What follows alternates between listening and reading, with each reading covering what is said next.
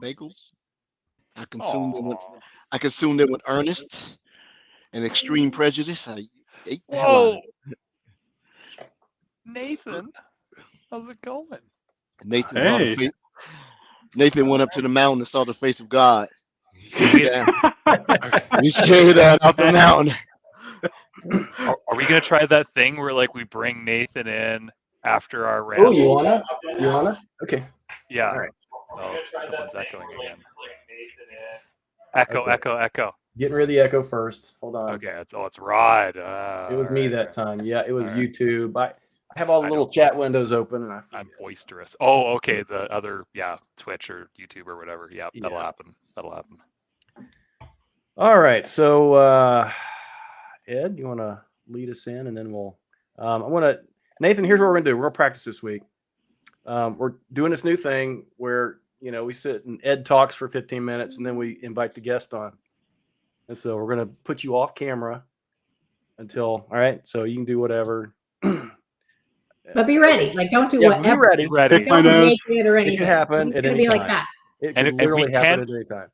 No, I don't think we can hear your mic if you try to troll us on your mic. So yeah, you're All there, right. Nathan. We know you're there. We'll get to you. Thank He's you. in the green room. He's in the green room. Yeah, feel free to help yourself to beverages and snacks. They're on Edward. All right. It is We're ready. no brown M&M writer. Don't understand that. Recorded January 11th, 2023. Our second recording of the new year. Good afternoon, Andrea. Good afternoon, Brody. Good afternoon, Rod. How's everyone doing? Good Oh, afternoon. Pretty good. It is 2023, by the way. So I thought we told Nathan to be ready for anything. He just left the room. There you go. No, give it. Look, he's waving. Yeah. Yeah, it's it's That's it's good. it's it's, it's fine. Did I say 2022? You said 2023, but man, you know what? I would have absolutely messed that up. I would have. Oh, I'm reading it. Same. Oh, good. I'm trying to be less shoot from the hip and be prepared, right? Seems like this is getting so official now. I don't want to be the slacker on the team, right? It's Edward. Nobody would ever Yeah. say that. Come on, Edward. You're a hardworking co-founder of this very important community endeavor. We would never suggest that. What do you want, Brody? What do you Edward, I want? just want to tell you. I just want to tell you and everybody. Edward sent me shoes for Christmas, and they are perfect for the climate right now. It's like hovering around zero. Got me these Gore-Tex trail running shoes, my favorite Nice. brand. They are perfect, Edward. Like you're just killing it. You're just killing it. I don't know what we What? do without you. You're Nice. welcome. You'd be surprised. See, compensation drives behavior. Edward's love language is gifts, for sure. He Yeah. loves to give things to people. Get rid of 'em. Andrea, did you get your shoes? I did. I got 2 pairs of shoes for my nephew and 1 pair of shoes in either my size or my sister's. She and I are arm wrestling over them later. So Oh, okay. Yeah.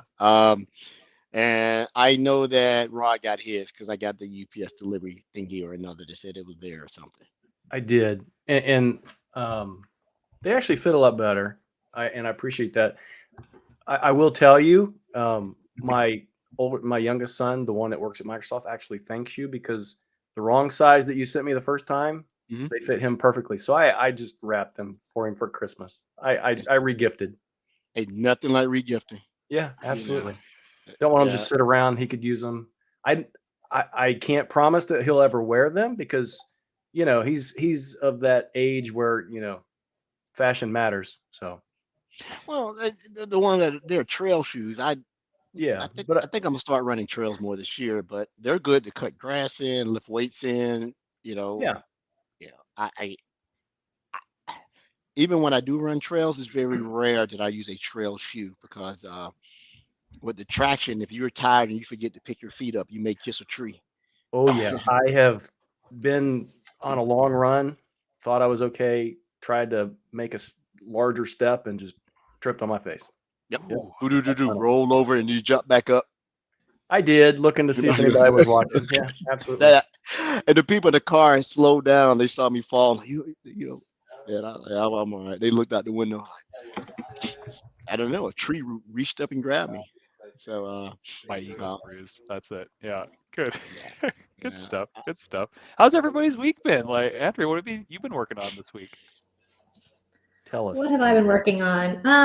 Honestly, it's been super quiet. I've had one meeting, but I probably shouldn't say this on a podcast in front of my bosses, but I've only had one customer meeting each day this week. So I have been assigning myself some work. So Mike Polito, who was on the stat episode with me, he and I are going to start a blog this year in 2023 called the Sock Automators. And so I was busy trying to create a sock automator logo. So that's what I was doing at some Cool. point, maybe not during work hours today. What else did you do? You did something else super special this week. Are we talking about I wrote an article? You did on our new Substack channel. There's the link. 4 things you can do to improve your security in less than 5 minutes. That's right. It's a great provided list. you're using Microsoft products, of course, but hopefully people listening to this podcast are. Well, I can't tell you how important that is talking to our customers, right? In some of these conference webinar panel settings, that's the first thing they ask is, how do I get started? Because we have a large number of our customers that are tasked with this huge list of things that they need to do, projects and things like this, right? So they're managing devices, they're managing users, doing all this stuff. And security is critically important, but it's like second thought to a lot of these folks. And they're like, how can I get up, how can I make this like my resolution for 2023 to get, my environment secure? Something like you wrote, Andrea, is perfect for that. Well, thank you, Ron. You're welcome. Great job, Andrew. Everybody should check that out. Also, we might also mention we have our own GitHub repo now for our visitors, our guests that have code and everything is going to be pushed out there as well. Edward's idea. Shout out to Edward. Hey, we It should have was. our own GitHub. Well, he's a visionary. He is We a know that. visionary. Yeah. Founder, a visionary. I don't know about that. Actually, it was just on my mind. I'm actually going through the GitHub Learn. Did you guys see the note I put in our Teams channel? Yep. And I signed up for it, automatically did it. So I'm learning GitHub the correct way rather than the bad way. So, and then you get a certification if you go through the Learn and take the test, and it's free. Much as I hate Teams, I did see that. Yeah. Mm-hmm. Yeah, and those tests are like, I don't know if it's really relevant if you're a Microsoft employee. The tests are $200 each, but if you link your MCP to your Microsoft, it's free anyway. But Yeah. it's part of my learning that I communicated with everyone that I was going to do this year, and I said, well, I got to start somewhere. Git was on there, so I'm gonna do Git first, and I decided to scratch learning Golang from Google and just substitute more time on Python, and I started on a C++ course. Nice, Edward. Going heavy dev. I like that. You got to retrain the brain a little bit. Maybe I should be saying this on the podcast with my boss. I know he's not listening, but you keep doing the same thing, and you're like, oh my God, I'm doing the same thing. And so I want to be able to sit in some of these conversations, and because a lot of times I'm starting to get questions about secure DevOps and how is Microsoft doing. And then the other thing is our product group are releasing these features, and people expect you to be the subject matter expert. Like today, they had a road mapping or something today about Defender for Kubernetes. No, it might have been Git. What they actually scan for, API embedded in Defender for DevOps. Defender for DevOps. Yeah. And so just learning something new, trying to, That's good. Stay in love with my career. There you go. Yeah, well, I mean, like if you can outline and find some secrets or other key items through that platform, I mean, that's important that you understand that we have capabilities that are out there that could help with that, right? I mean, humans make mistakes, so. Well, it's not totally foreign to me and Andrea, because a couple of years ago, maybe 2.5 years ago, we got introduced in the DevOps, Azure DevOps by being voluntold, when we had to go back and completely do that fish hunter / Mata thing. And I learned branches, distribution, push, pull, and it sort of fell off when the project sort of ended. But it's actually interesting, but I can see whereas if you're not a developer, it'll just become a little bit monotonous, because I found an old Apple machine I had sitting downstairs, still running, never rebooted. and I had Visual Studio on it, and I didn't realize how heavy Visual Studio is versus VS Code. I mean, it's heavy. It's a I don't, beast. yeah, I don't know why I put it on that Mac. Maybe just a experiment. And the minute I got on the Mac and started doing something, the motherboard died. I Mm. had one. I had one of those big ones that you could throw out your boat and hold your boat there, right? But that's it. What I did Cool. do this week, since you asked, Brody, Yes. I configure a Cisco Firepower IDS IPS. Ooh. Hence the purposely misspelled title I have. I is a network engineer. Well, you've got a lot of network engineering experience, so you're always touching that stuff. You're always back in that game, right, buddy? And that's why it hurt, because you think you can, the stuff that I know is so antiquated, and I'm trying to go through, and I finally broke the manual out. I'm like, okay, do this. Able, I need to do this and pull this, and it's because someone wants to be able to try to see it ingested into Sentinel. But one thing about it, Firepower will not ingest over 514. You cannot force it. You have to bring it over 6514. So you have to Okay. go to the Firepower Management Console, change it, and then you have to go adjust the config file on your log collector to listen for 6514, which is the encrypted UDP. Rod, you think what I'm thinking? Six This is a log. Substack blog post on behalf of Microsoft Security Insights. There you Yeah, go. we need to get you one of those tape recorders that you can carry around like a journalist and just, and we'll write it out for you. Yeah, we'll definitely do the spelling and the writing for you. Yeah, You can just 'cause capture your thoughts. That'd be great. Engineer, that's not how you spell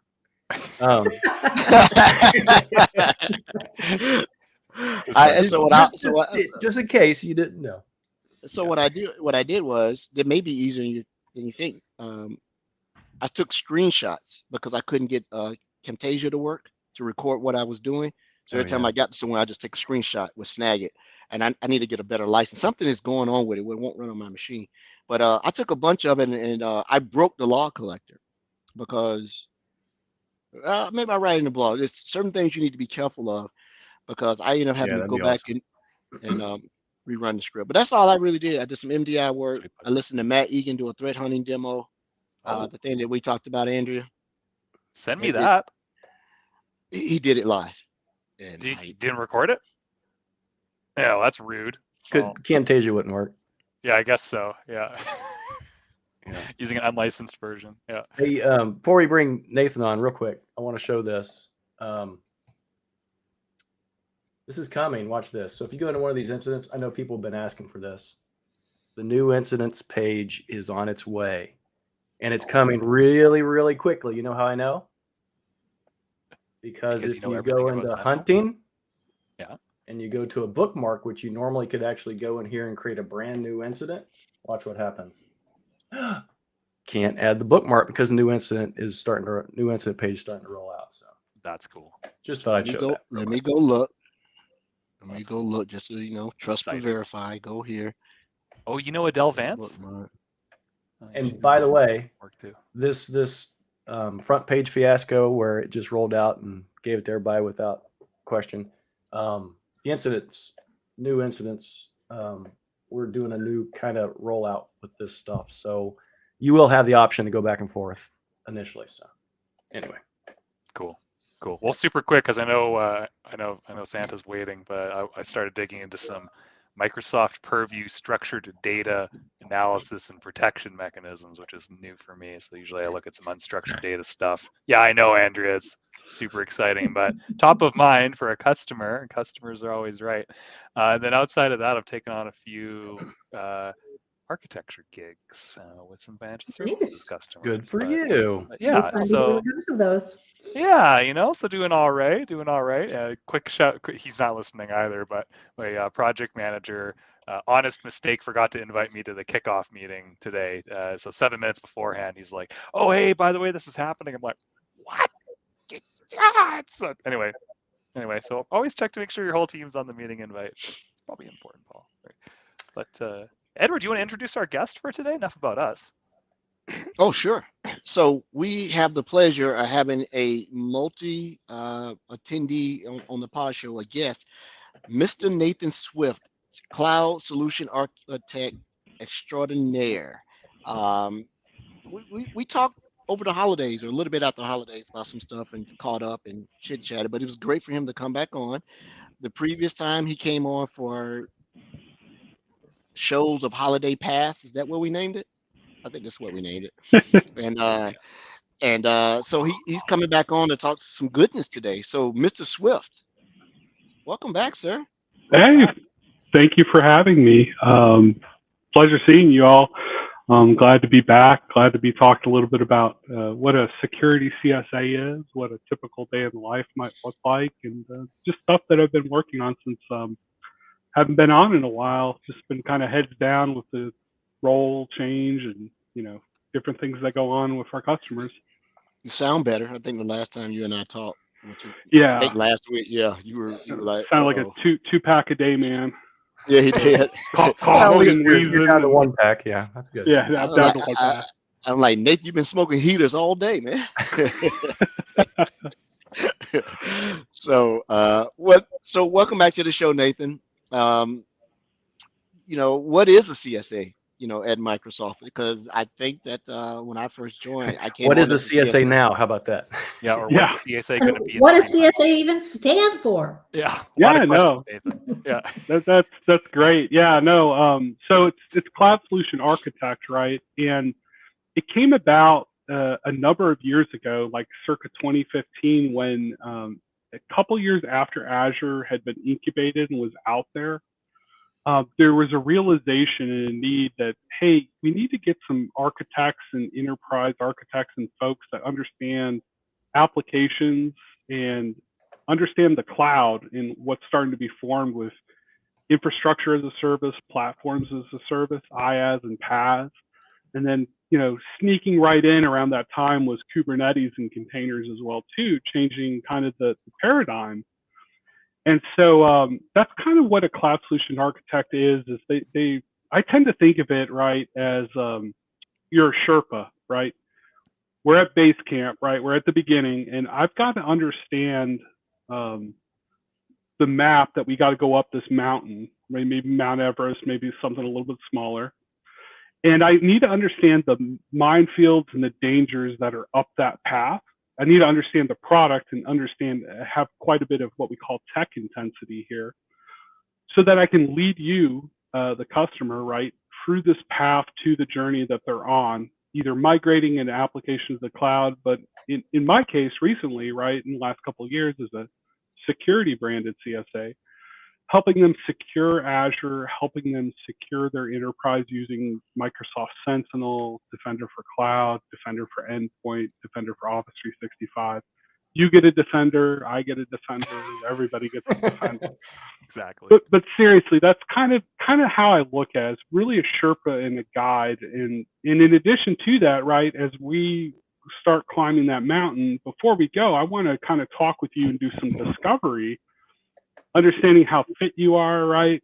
What type of supplies you've packed, right, for that journey, what type of tools you have before we go off on this journey, just to make sure it's successful and, casualty free, if you will. So that's kind of how I describe it.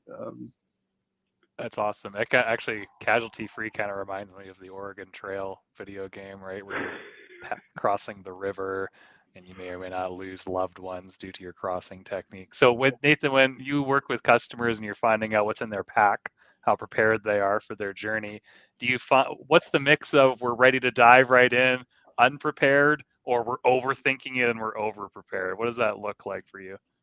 Oh, that's a great question. I would say it's 50-50 right now with our engagements this year.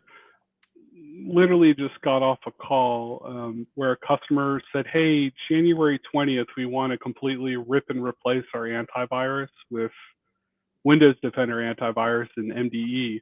And I'm kind of looking at the schedule. It's the 11th, and I'm like, and they're got a very large organization with complexity. I'm like, do you understand what you're about ready to take on? Let's dive into it on a call. But so that's kind of one extreme, like you said.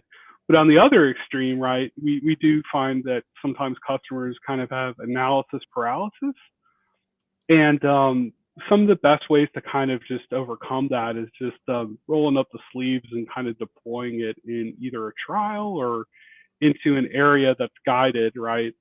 Um, Testing the features, testing the capabilities, whether it's in their non-prod environment or maybe just kind of like a sandbox environment. And so that's kind of the other extreme of the customer, and sometimes how we kind of circumvent that. But either way, we always want to make sure, right, like you're aware of the risks before we go out up that mountain, right? Like I said, I alluded to casualties. I want to make sure no one gets fired, right? Or there's some type of like a critical issue due to like a something that could have been avoided, right?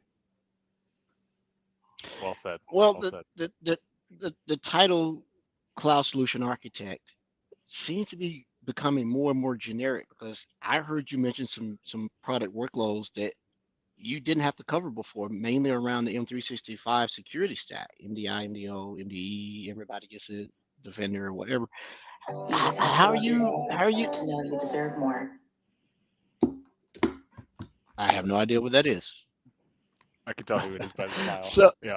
Anyway, keep going. okay, Edward. so how are you absorbing that? Because just being a pure cloud architect in itself is a challenge. Now you're adding these things on. And my other question would be, why do you think now that your role has to cover these security workloads? Is it because, well, I don't know. Why is the CSA evolving to that?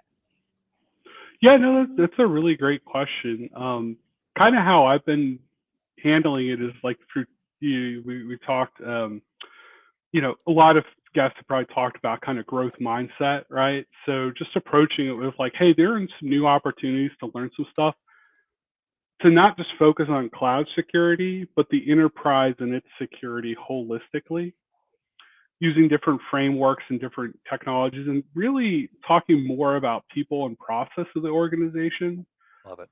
rather than just this particular vulnerability scan works this way and works that. We certainly need to know that, right, to help address questions. But yeah, it's that's kind of the goal there. And the reason why I think that's occurring, right, it's no secret, right? Like I think Charlie Bell came from AWS it may not be a year, but he's heading up a lot of the product there.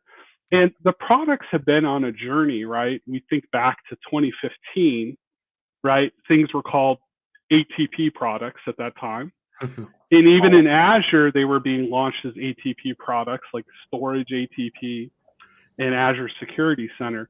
But we've been on a journey with these different engineering and product group teams, and we're almost at the cusp, I think, probably in the next couple of years or so, where we've kind of started to integrate these products throughout, right? Even so much so that when we acquire companies like Risk IQ, and where we rebranded and called it Defender for Threat Intelligence or External Attack Surface Management,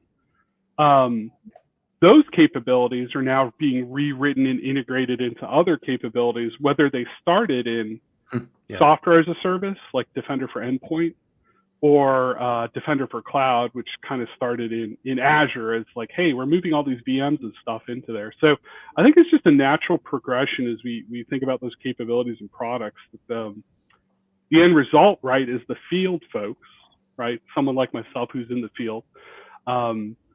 It's been said once that you're in sales if you don't actually write the code, right? Right. So even if you're in support or some other area like technical sales or where I'm at, customer success, we're in sales, right? We're not actually writing the product or the code. So we just want to make sure customers are successful, and that's meeting where the customers are with these different products. So that's kind of where I think why we've brought on those additional workloads.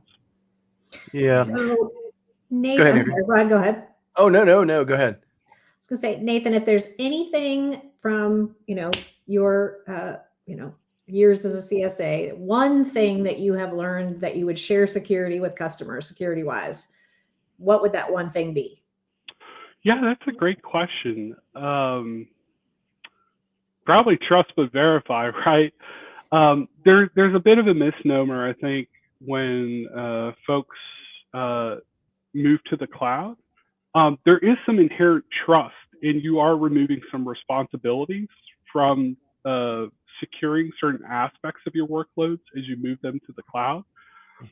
But there are some additional emerging risks that we're finding that are cloud agnostic, right? And they typically evolve around identity. And we're seeing some interesting things in the threat actor space around that. So my advice probably be like trust but verify, right? And it's something I know Ed's talked quite a bit. But as you're working to put those workloads into Azure or into a cloud in general, make sure that they are secure, right? And make sure that and one of those aspects could be if your organization is maybe culturally siloed, breaking down those silos, maybe as a security architect or a security person, and try to get embedded with the developers. Go to your manager and ask about maybe doing that if that doesn't exist today. Learn a little bit about the application development like Edward's doing, and kind of get embedded a little bit. And then you'll be able to kind of bring your security insights to that conversation as those developers and folks are running off, 100 miles per hour, building those applications on the cloud. Well put. Yeah. Well put.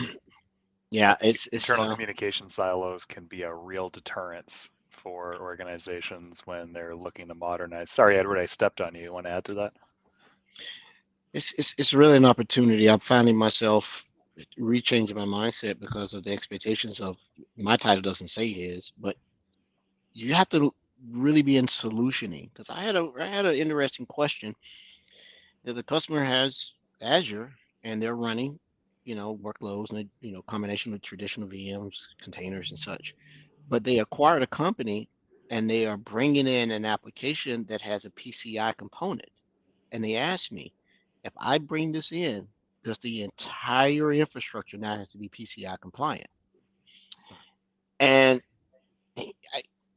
I'm a yes and a no, and I really didn't have a good answer for it. So I started going down that road and solutioning it until I found someone who's a compliance person. They said it really depends on STP, Sierra Tango Papa. Does it store, transmit, or process? Those are the questions. Then you go over to RACI, who's responsible for such? The short answer is no, either by segmentation, separation, as long as you can prevent those particular things from doing one of those three things: store, transmit, or process. But I didn't know the answer right off the bat, because it's they're saying we're modernizing the application, we're going to bring it from here, it's no longer going to be, and I'm like, oh, okay. And so once again, it starts leading to DevOps and how do you secure it from creation to deployment rather than deploying it then try to secure it. We know how that goes, right? But it's an afterthought, right? Yeah. Well, it sounds like you really took a step back. Sorry, Rod. It really took a step back, Edward, and looked at it from an architecture perspective, like what Nathan's talking about, understanding the entire aspect of the organization and then how that new capability relates, right? Instead of diving right into one particular solution on a yes or a no, you took a step back, understood the situation, researched what was going on, and then provided some solid consulting and paths forward. Yeah, because I'm studying for the 104, right? Because I want to try to go back and get recertified as an Azure architect, and then I realized how far behind I am. I mean, it's everything out there, right? But I learned something. So in the end, time well spent, right? Yep. Maybe I'll write a blog. Maybe I'll write a blog about that too. You need to write that down. So Nathan, do you find that you spend a good majority of your time kind of in re-education for the customer, or are they, I don't know, keen to it already? It kind of sounds like, based on your discussion there, that there is probably a lot of education that has to go along, particularly for those that are doing workload migrations to the cloud potentially. Yeah, definitely. I think there's a big component of education, depending on how mature the customer is with modernizing applications, or the team or the silo you may be talking to sometimes. There's a good amount of education that can occur. Just kind of trying to teach people how to fish, how to kind of think about the Yeah. cloud sometimes, rather than just giving the answer, right? Like, well, here's the article, here's a link, here's an article, here's a video, goodbye. Like, I don't know if I know anyone, people like that though. I know people that literally just give me the answer right now. You know, so. Yeah, and I'm kind of guilty of that myself, right? Yeah. Like AA here, like I there's been times where I'm like, why did I just shoot over a link? Like, probably want to rethink a little bit of that conversation and coach, if you will, coach the customer how to think about some things a little bit differently and encourage them to kind of learn a little bit more on their own as well too. So yeah, but there's a huge part of the education I think that comes with it. Well, a piece of that, I think, and it's kind of leading into this. You have your own blog over on Substack, right? Yeah. There's a link there. And there's a lot of really great information out there. Does some of that, I guess, come from some of the repetition for customers?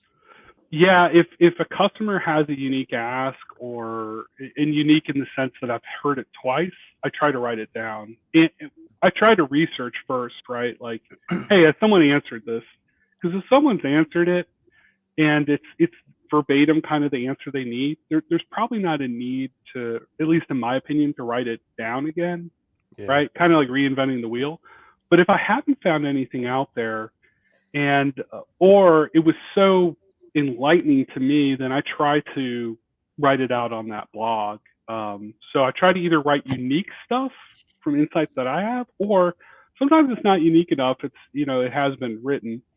But it was just a light bulb moment. And I'm like, I really need to put that out there on the internet, because maybe someone else can have that light bulb moment or start reading it and go, aha, that's how I gotta, that's something as simple as like joining, sentinel tables, right? Or in advanced hunting, joining tables, doing joins and kind of conceptualizing how that works in the KQL framework and language.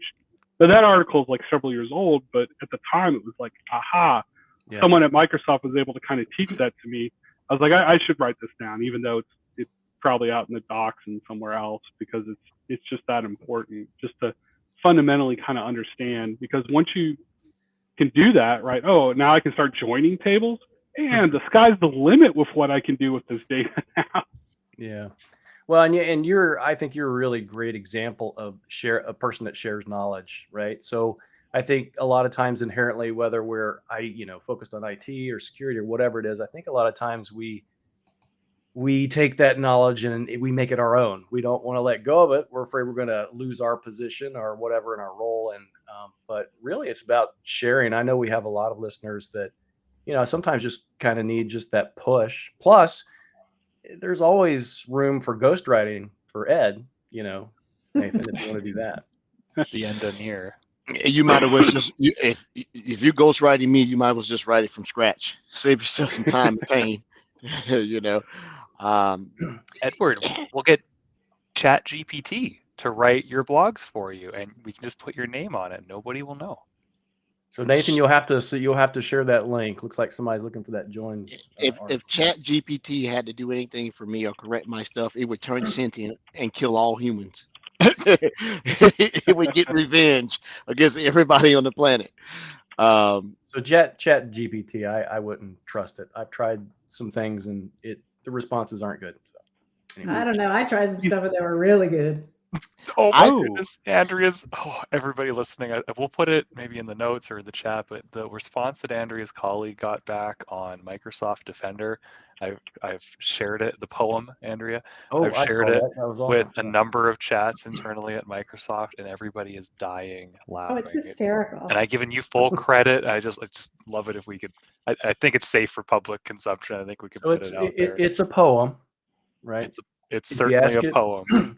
I just it bothers me how definitive it makes the answers, and if you go check a little bit of them, there's some of them aren't just quite. Well, you know who I immediately thought of? Former guest. As soon as ChatGPT started blowing up on Twitter and other sources, I thought of Jing.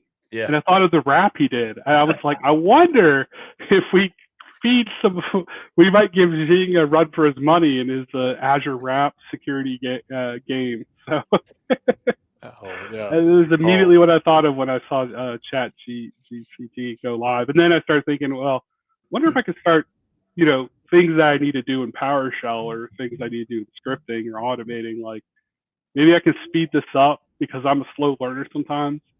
You can see the gray beard. It's like, do I really understand that concept of what I just read an article on and I'm trying and I'm getting errors, or not getting the results I want.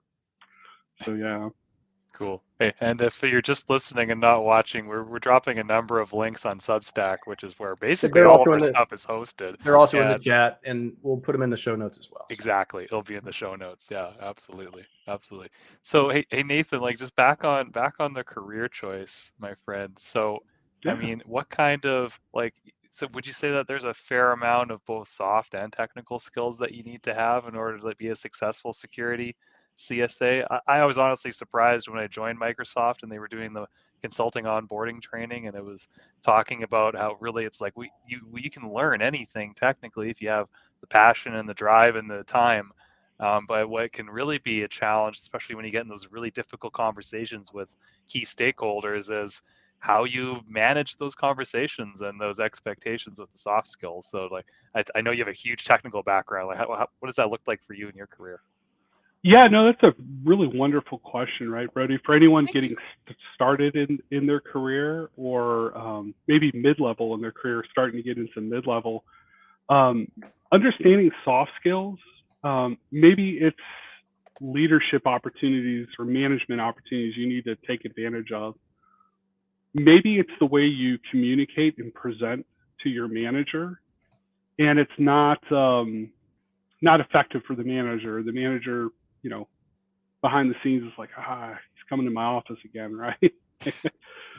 I joke, but I struggled with that early on in my career, and so I've been a big believer in one of my former mentors that I've had, talked a little bit about it, right? To your point, you can train a lot of stuff to technical level, especially if you're passionate about it. If you have that passion, you curiosity and learning, you can learn the technical stuff. It's really the EQ, the emotional intelligence, the soft skills that take time to kind of work.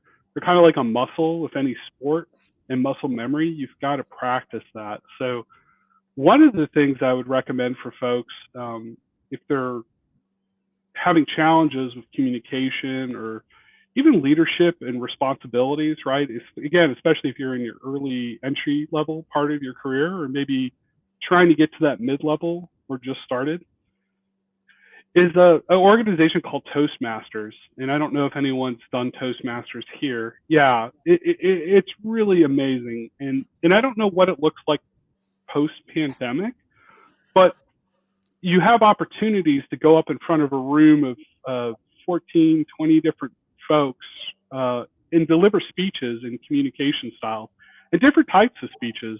They might be informational speeches. They might be speeches on technical, really anything. There's all kinds of different types of speeches that you can do. Motivational, that was the word I was trying to think of. Inspirational, motivational. And you'll get then very good constructive feedback. And in that process, you'll learn soft skills like, hey, when I go to coach someone on my team, or I go coach someone or give feedback to someone else later in my career, I want to start with a grow or a glow. I want to start with a glow. You've done something really, this is what I really liked. Here's something you may want to consider or grow, and then finish with a glow. So it's like glow, grow, glow. It's little things like that you start building these that muscle memory and those soft skills that you take with you into conversations with customers. And those soft skills are very critical and important, right, Brody? Is anyone on this call would probably attest to. Thank you for I think glow. Thank you so much. Go ahead, Edward. Yeah, I think I'm so happy that I got into Toastmasters first in the Navy. What we were doing, that was an option. It got you out of duty, plus you got to do it for free. And then when I got out, I redid it. I liked it because I don't know how your course was put together, and I highly recommend anybody out there who, especially during this time where we haven't had much time to get on stage, go to conferences, present, everything's over Zoom, so you sort of don't care.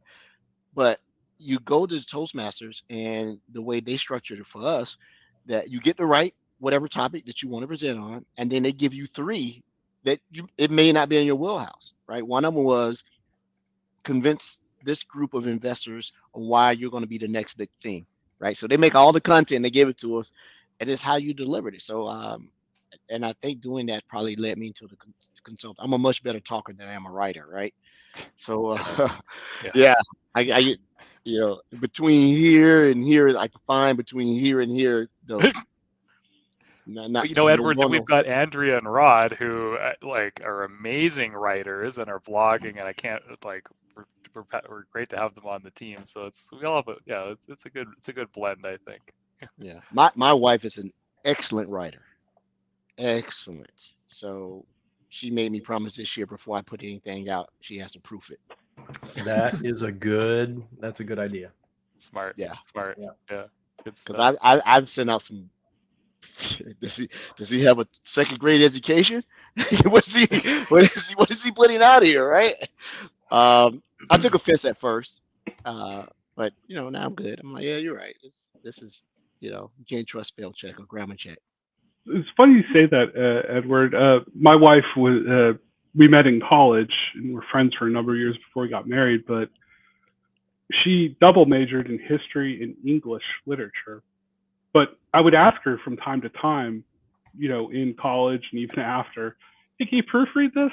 Mhm. Man, like you said, just the first few times, it's like just brutal. You're like just red everywhere on that paper. And yeah, so I remember like, okay, I gotta get better, right? And so one of the books that kind of helped me out with writing was Strauss and Funk, or the fundamentals of writing, I believe it's Strunk and called. White. Strauss and White, thank you. Yeah, it's been a while since I've read it, but it's a great book. I mean, it goes into like it is and it's like how do you use the proper grammar.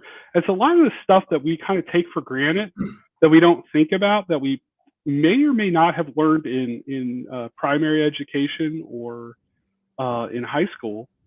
And it kind of helps the business writing a lot from a blog perspective. But I still struggle with it, like from a grammar perspective. Oh, there's still a few. I have to, still have to use Bing to search for it and figure it out. So.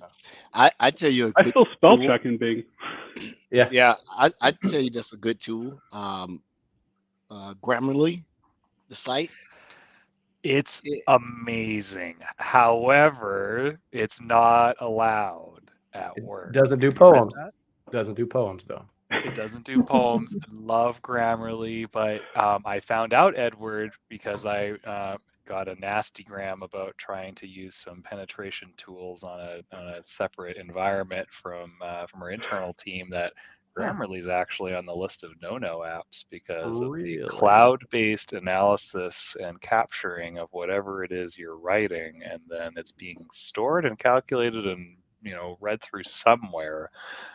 So unfortunately, as much as I love Grammarly, it makes me sound awesome, especially because I'm a polite Canadian. We're like, we should think about doing this, and it's like, no, just do this, right? And that's like a big thing for me. And so like, let's think about the concept of potentially understanding this thing. It's like, just cut all that crap out and just tell them what you want to do. That's a big one for me.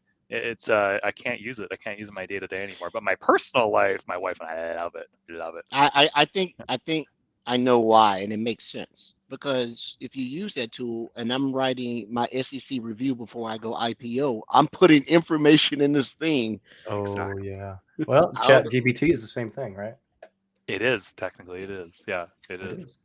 Andrew, you write a bunch. Did you have like similar mentors and learning experiences when you first got into blogging? Like, what were some of the early challenges or avenues you went through to start being successful?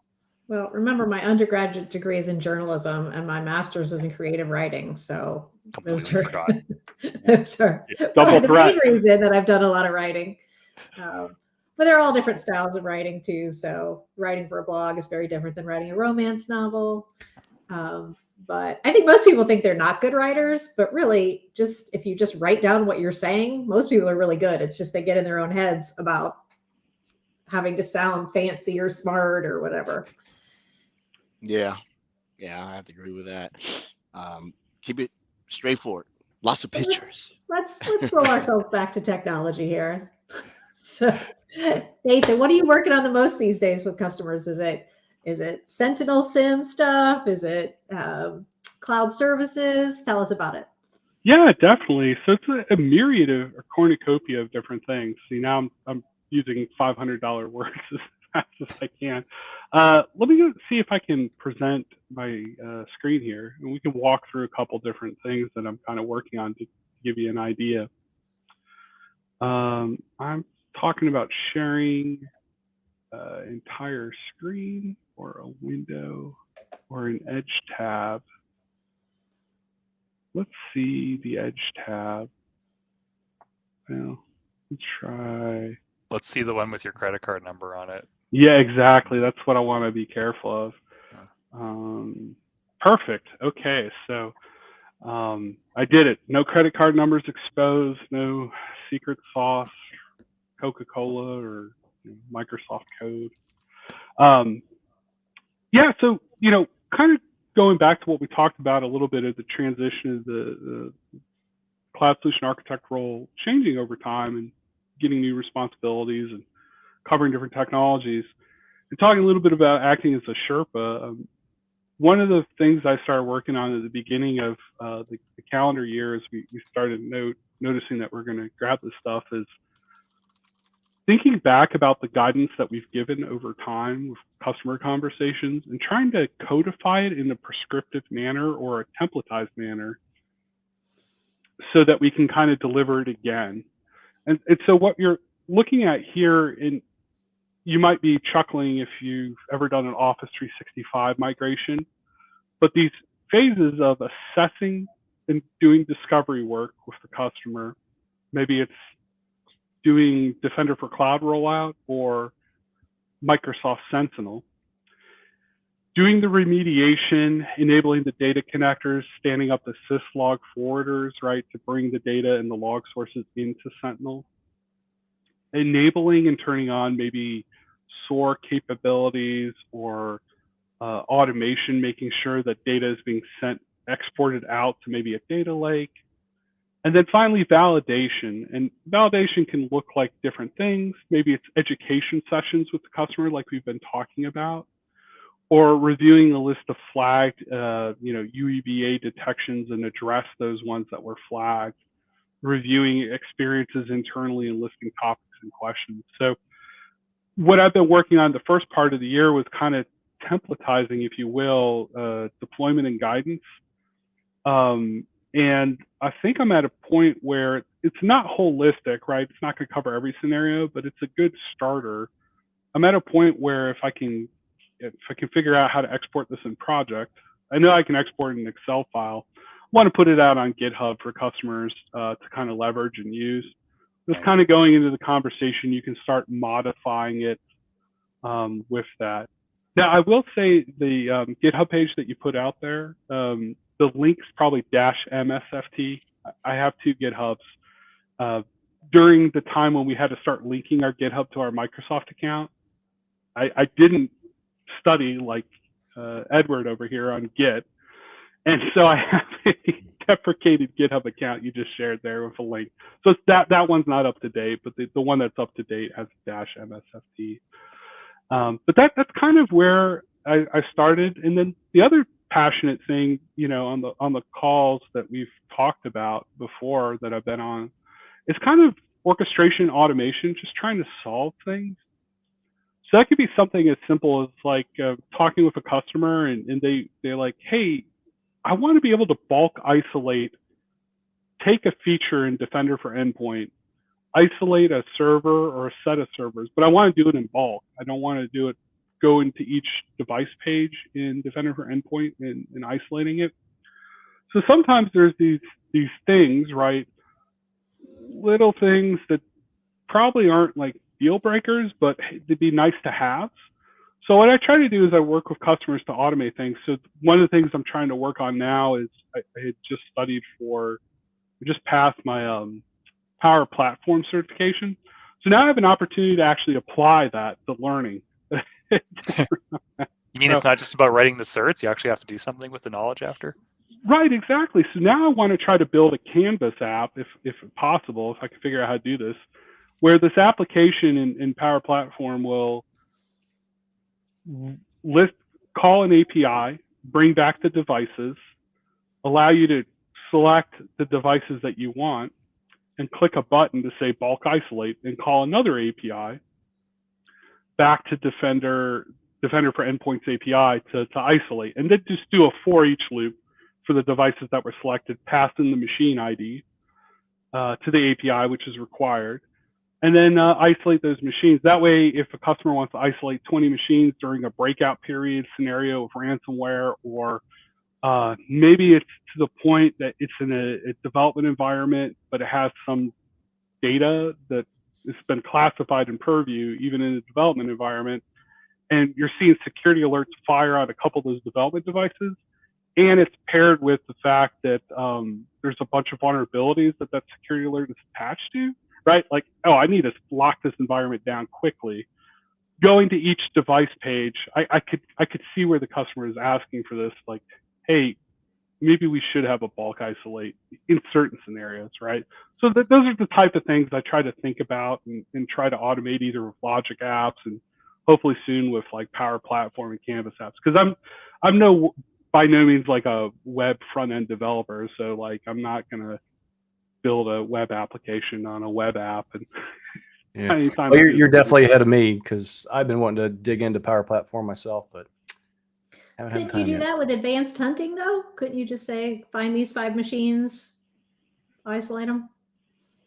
I've never tried it in advanced hunting, so I'm always open to learn. So if in advanced hunting, is there an isolate button that's available by just clicking on each one that brings up a side pane? Is there an isolate button there? I'm No, double well, checking. you click and you create a custom rule. After you created the rule, custom detection, and the detection lets you, do you want to quarantine a file? Do you want to isolate a device? Do you want to block an IP? And so that's awesome. I'm always learning stuff, Andrea. Thank you for that tip. I'm always learning stuff, and I was playing around the Defender for Endpoint portal, and I couldn't for the life of me figure out like how to bulk isolate it. So naturally, where my mind goes is like, well, we go ahead and write a bunch of stuff, but sometimes it's good to ideate, right, with folks like on the call, and so I'm certainly going to be open to that, because that would solve it a lot easier than going the route I'm trying to go. Well, I see value in both of them, though, for sure, because you have to be able to, either edit a KQL query. Right? It's not quite as easy as what you're doing is going to push a button, bring back a list of device names, and boop, boop, boop. So right. I see value in both for sure. But I was thinking then you could just steal the code from advanced hunting. Makes it accessible. Yeah. Yeah, and matter of fact, big shout out to Matt Egan. He showed exactly what you were trying to solve. No pun intended. Nathan Swift solves. And he ran a advanced hunting query, came up, and then it got basic. He checked the box, and I think he went to isolate device, and it did it. But he also mentioned that you could do like Andrea said, automated response to what happens based on the detection rule. Yeah, I'm looking at that now. I actually have a few in here, but there is a kind of a caveat. We don't have to talk about it, but you have to have timestamp and report ID as 2 of your columns. Otherwise, you can't create a detection rule, looks like. So they're changing that though. Yeah. Nathan, like leveraging Power Platform, I think is really important. I've got a customer who they want to be able to action report on a number of like compliance and data protection items, but they don't want these individuals to have access to the portal in any way whatsoever in the compliance.microsoft.com. So we take that reporting and we plug it into Power Platform, Power BI, and we give them automation capabilities, and it kind of opens up a whole new realm of role-based access control to like more granular level individuals. Yeah. Yeah, I know, man. I know, but you could like you do it for anything, right? Like to your point, and to Andrea's point, like there's one way to do it for administrators, but then the method you're describing makes it more accessible for those folks who haven't taken Rod's amazing must-learn KQL course, and now it's more accessible to them to perform that action, right? So like both are valid options. Different audiences can take advantage of them, so it's great that we're talking about different avenues to achieve the same result. Yeah. Hey, let me ask you a question, Nathan. You had a previous screen up that was showing like a Microsoft project something. Is that something you put in your Git, or is that something that's in a port? I couldn't tell where it came from. Well, what I did was I took the O365 migration project plan that I had prior to joining Microsoft. It probably came from Microsoft by O365 TSP probably. And what I did was I just imported it, and then I started changing all the task items in there. So right now it's in Microsoft Project on the tenant, but I need to figure out how to export the project plan file. I forget what type of format it comes in for Microsoft Project, and then export it as an Excel file as well, and put those out on GitHub. There's just a couple more tasks I want to include and scrub a little bit, but that would be kind of the goal. That way, if a customer, depending on what their organization size is, like they could start with almost like a starter kit, and then build based on what they need. Well, this is exactly kind of how consulting engagements get planned out with our different field-facing, customer-facing engagements, right, Nathan? So, like, do you go off of personal experience? Do you reference the MS Learn site, the quick start guides for when you kind of build these out, or?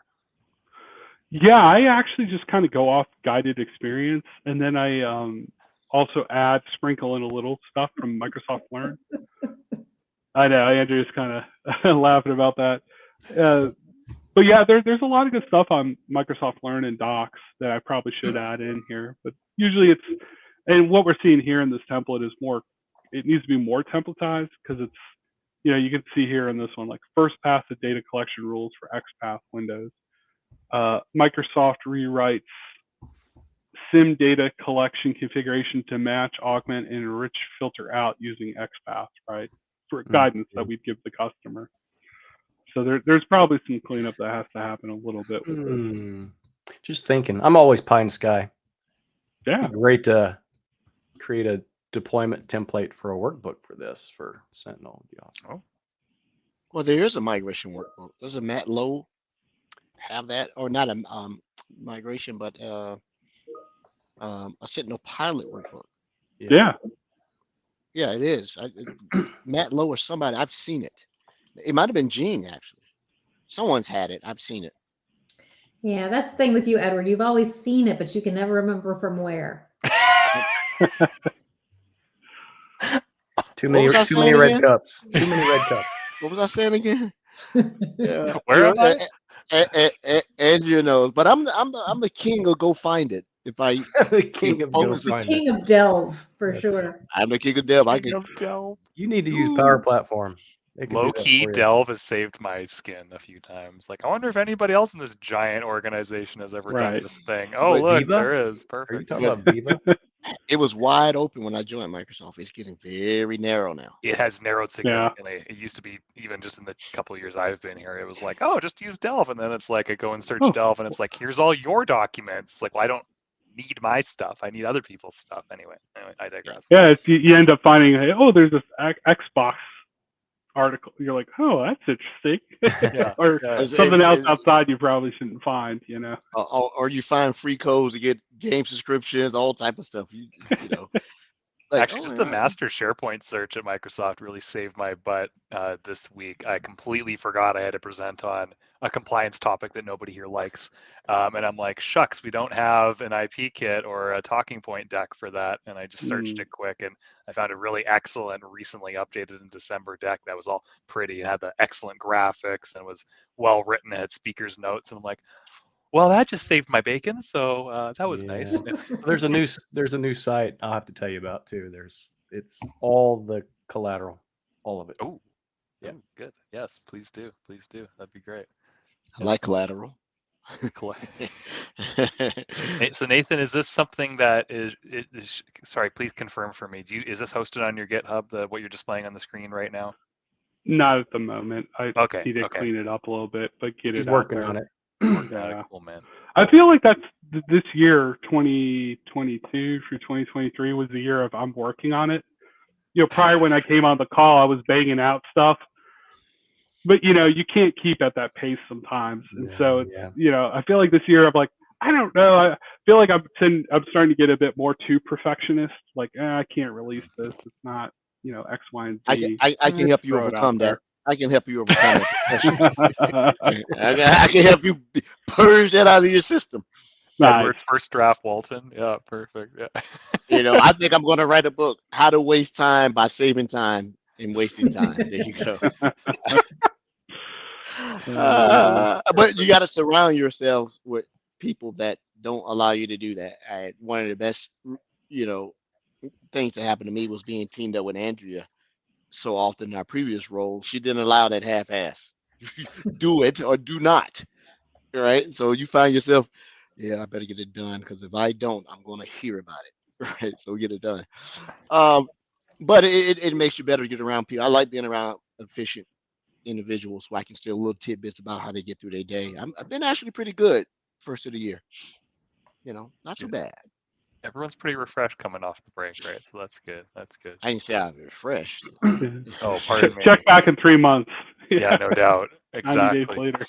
Yeah, we do that. Next thing you know, I'm gray like Nathan right here. Like, Right. where you at? I'm efficient. There you go. Edward, I actually like to see you with a big white beard. That'll look cool. I don't, No. No. I disagree with that statement. Yeah. Yeah. Yeah. so- Well, I'm not really killing it with anybody today. Between compliance and bad jokes, I'm basically the worst host today. So that's fine. That's fine. I'll just leave it at this, Nathan. I think the security CSA role sounds very interesting, and the work that you do and others do at Microsoft it's always unique because you're never fitting into one box. There's a lot of different Right. avenues you can go into. Hopefully not data compliance, because who wants to work on that? But it's really interesting, and I appreciate you sharing how to get more insight in terms of what your workload Compliance looks like and everything. governance.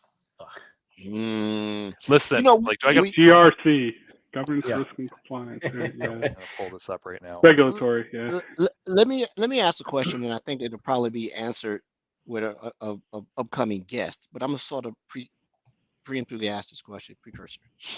We tend to talk about how to break into cybersecurity, right? Is that the same as a career change?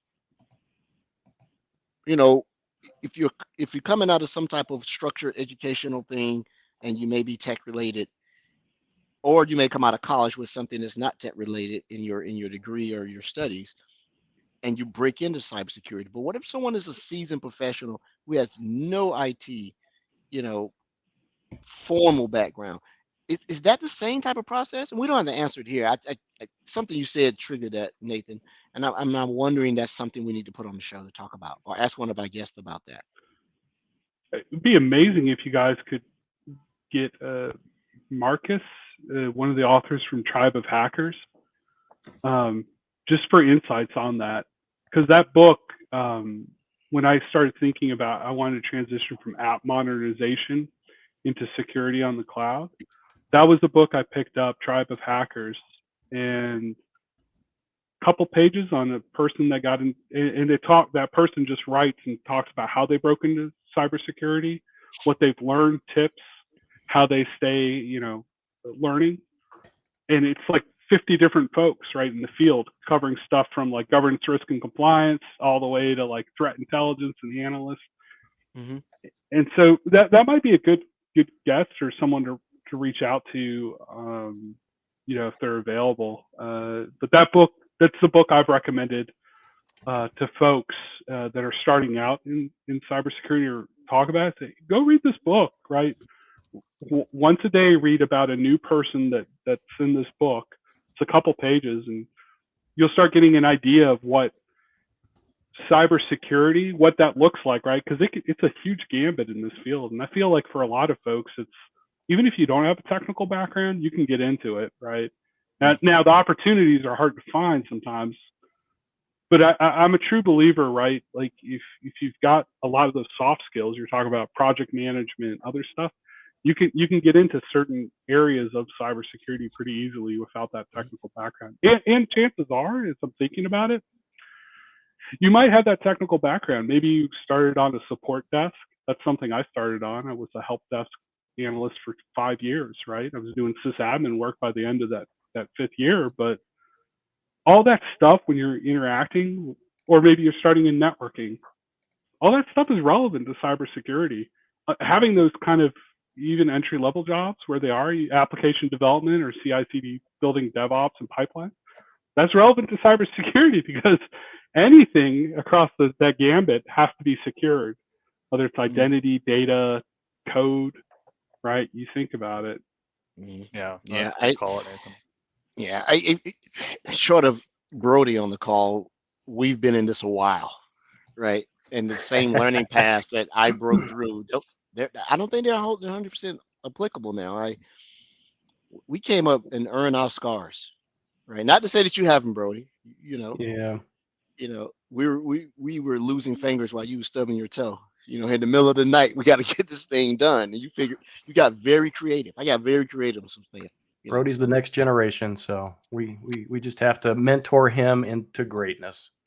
He's already great. He is. And I know. that's the first nice thing anyone said about me all episode. Thank you. That's not. I said it under my breath earlier. You're great.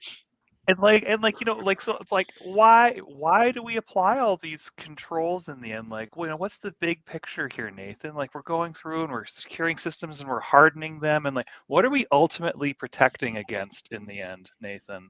Like, what are organizations dealing with the most in terms of why we apply these security controls? Like, what are bad actors after these days? Yeah, I think it's twofold, right? The first thing, like simply put, like we have every time you put data somewhere, store it, transmit it, interact with it in a compute model like containers or VMs, you're exposing yourself to risk, right?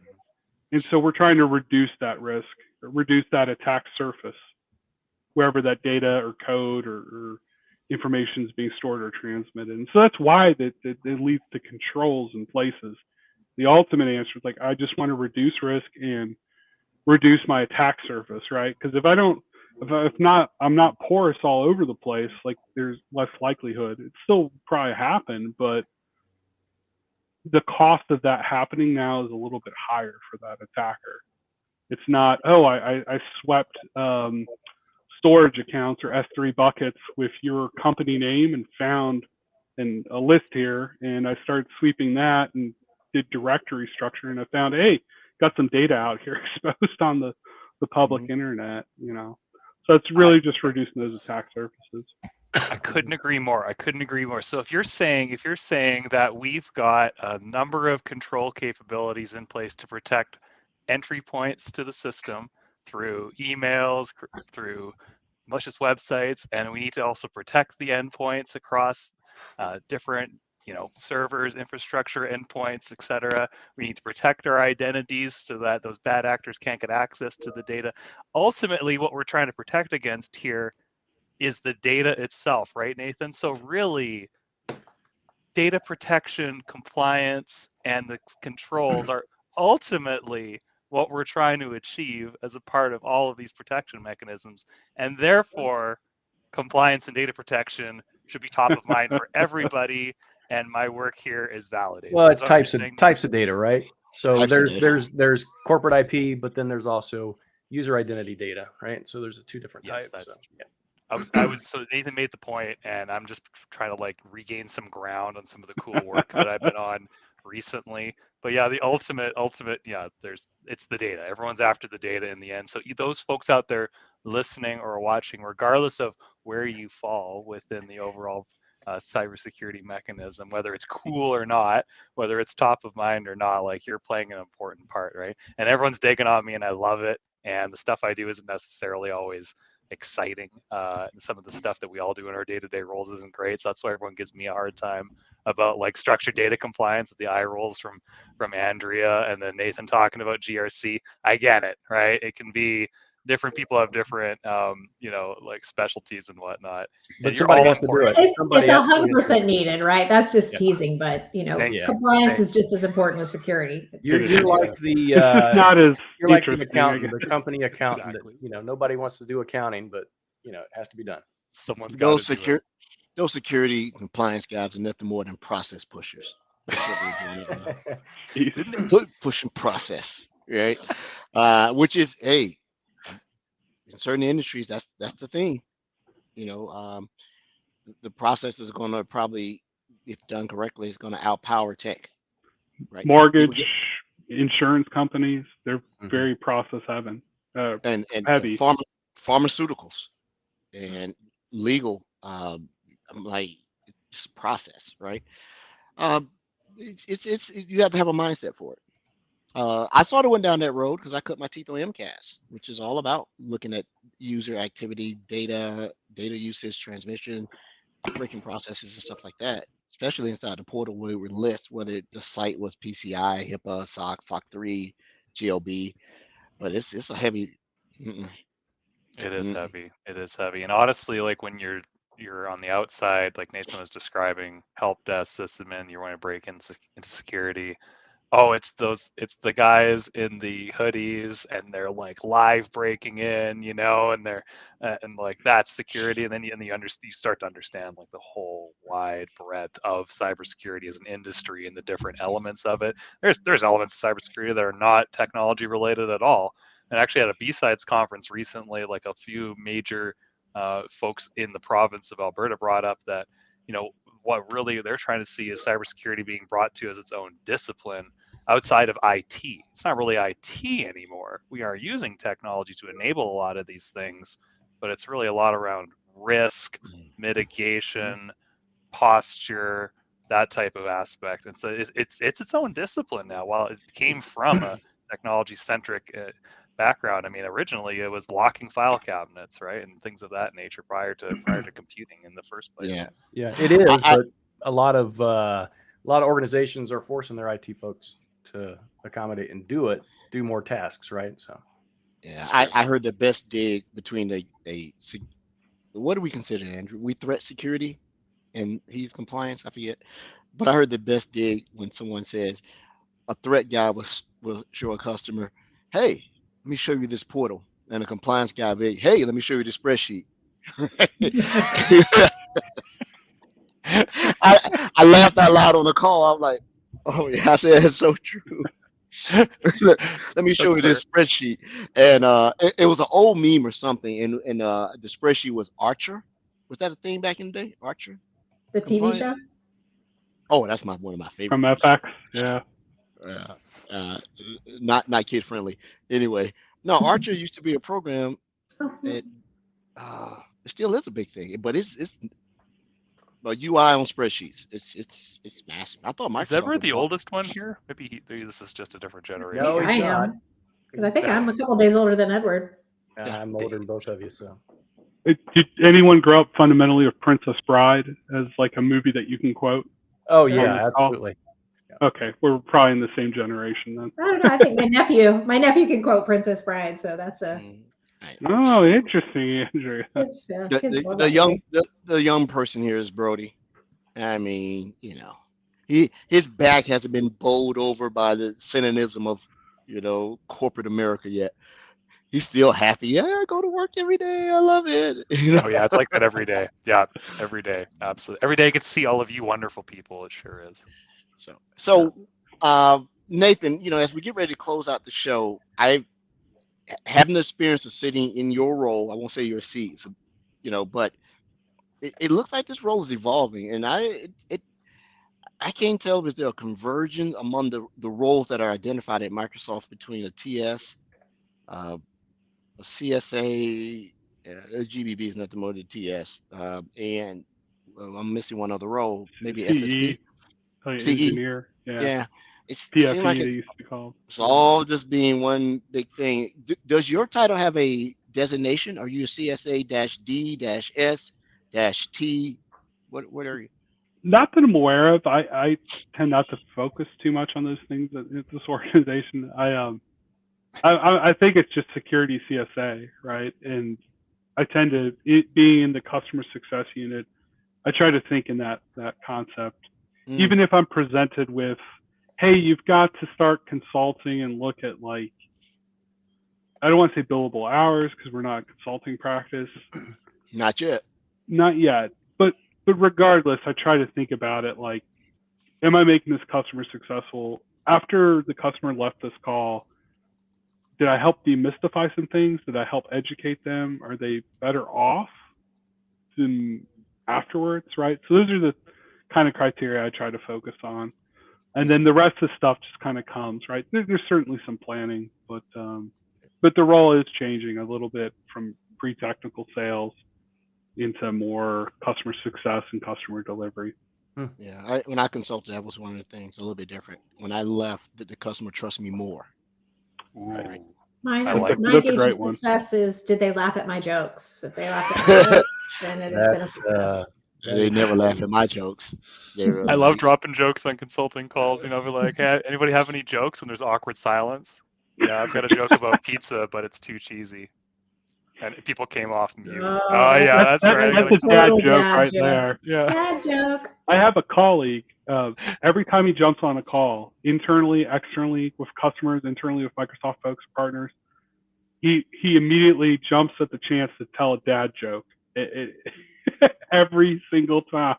So when I see his name in the meeting, I see him pop up, I just brace myself. I'm like incoming dad joke. And sometimes they're really good. Sometimes they're, sorry, Brody, like the cheesy pizza comment. Total It's drama.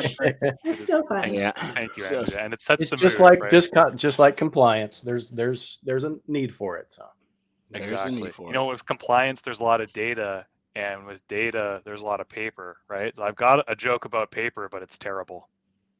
very good. With data comes great responsibility. I think you broke Ed for a minute. He just couldn't function. I rebooted. I just had a hard reset. I'm done. It is done. Now we Brody's- know the sequence. Yeah, In closing, I'm the too great old Rod. to know who the cutting edge comedians were, but whoever they are. they're not in here. Closing, the great Rod Trent PC once load told me- letter. PC load letter, exactly. In closing, the great Rod Trent once told me, your title doesn't matter at Microsoft. It's what you do that really matters. And I think, Nathan, with all the convergence of the titles that Edward just brought up and how things just change all the time to keep up with demand and everything, you know, if you can have impact and you have passion for getting into this industry and being able to drive impact and value for people and help secure the planet, get involved, regardless of what your title is, right? Mhm. I think it's a fair thing to close on. Yeah, and I'm finding the same type of blurring of lines if you're looking at job postings between architects and engineers, right? And you're starting to see impossible job postings, like no human can do this, right? And you're asking an architect to be engineers, and you ask your engineers to be architects. It was cleaner as we came up through the ranks. You know, engineer, junior engineer, senior engineer, network engineer. If you went into a discipline, now it's just not that everybody's become a generalist, but I can't really discern between what is what these days, right? I guess you get the designation more applicable to what your job is once you get to the entity that you work for, and they tell you, hey, you are an architect. What does that mean? Hands on, hands off, advisory. But if you're at Microsoft, you're one thing that everybody is. You're a salesperson. We are a marketing company that sells software. At a Christmas party, someone once told me, if you're not making software, you're selling software. And I'm like, all right, that's fair. Yeah. Cisco is a software company. I know we think about router switches and everything. They are a software company. Well, they don't know what they are, but they're a software company. They don't know what they are.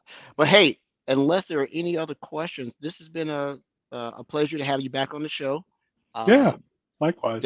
Definitely, we put you into our vacation rotation since we now have DTO. We're gonna need you to cover for some of us. Like we're all just gonna go away and just let you have the show, right? Yeah. and do it. Noodle said, "You're an architect. What does that mean?" I do everything. Bingo. There you go. Exactly.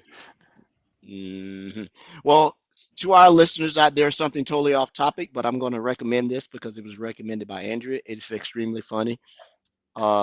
Friendship Onion. You need to go get the podcast.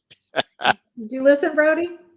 I have not. I'm so sorry. I actually subscribed. I'm not just saying I'm listening to what you're saying and not doing it. It's in the pile. Today was a music day on my dog walk. I needed it, so it's on I my hear them podcast. talking, and my eyes are going back to them in Lord of the Rings. I know, they're so cute, aren't they? It's fun. Do they have a show? You can watch it. Okay, I need to go see that. It's actually entertaining. It got me through my run today, and I laughed that I didn't realize I had finished the run. So pretty good stuff. Uh, well, thanks everyone. Exciting lineup to our listeners, supporters, subscribers with the guests that are coming up. Andrea, myself, Brody, and Rod need to go back and fix a couple things because I got a list of people with no dates since we went to the new scheduling model. They're asking. Innocent hit me up like, "Hey, when are you going to get me back on the show?" Right? And we got We're not Tom, bringing Denise, anybody back until we have new people. New new people. people. Tell them that. Yeah, yeah. And then we got Tom Newham for part 2, and I believe we got Craig from the UK next week. And then I think we're fully into the new scheduling model. I don't have anybody else except for Ed Fisher. Is he scheduled? Don't Nice. think. Ed's a colleague. He's an Yeah, I amazing talked to him resource. yesterday. Tell him to Yeah. bring his dad jokes. Yeah. Is that the person you're talking about? Rod outed him. Wow. He did it, Ed, not me. So everyone, stay tuned next week. Keep an eye on the show. Put your comments, questions, desires, criticisms, appraisals, praise inside our Discord. Watch us on Twitch. Substack. Watch Ed only invite people to the show that he can pronounce their name correctly. So there you go. That's it. Thank you, All everyone. right. See Have a ya. good Cheers. week. Thanks, Nathan.